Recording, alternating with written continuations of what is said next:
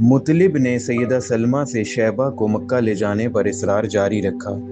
बिलाखिर बेटे के अच्छे मुस्तकबिल की खातिर सैयदा सलमा इस बात पर राज़ी हो गई। आपने खुद यसरब में ठहरना ही मुनासिब समझा। मुतलिब ऊँट पर सवार शैबा को साथ लिए शहर मक्का में दाखिल हुए। सब लोग हैरान थे और उन्होंने मुतलिब से पूछना शुरू किया कि ये बच्चा कौन है।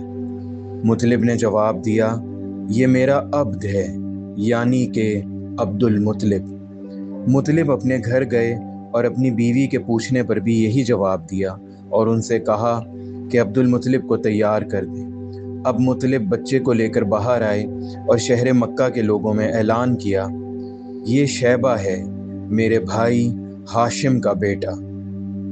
उस दिन के बाद से शैबा का नाम तो तारीख के औराक में कहीं खो गया और आप अब्दुल मुतलिब के नाम ही से जाने गए।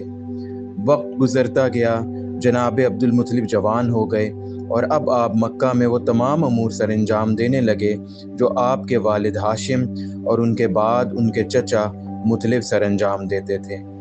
एक रात आप हतीम में सो रहे थे तो आपने एक अजीब ख्वाब देखा जिसमें आपसे कहा जा रहा था कि जमजम को तलाश करो।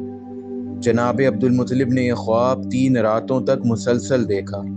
आपको ख्वाब में ये भी बताया गया कि जमजम तुम्हारे दादा यानी कि हज़रत इस्माईल अलैहिस्सलाम की मिरास है।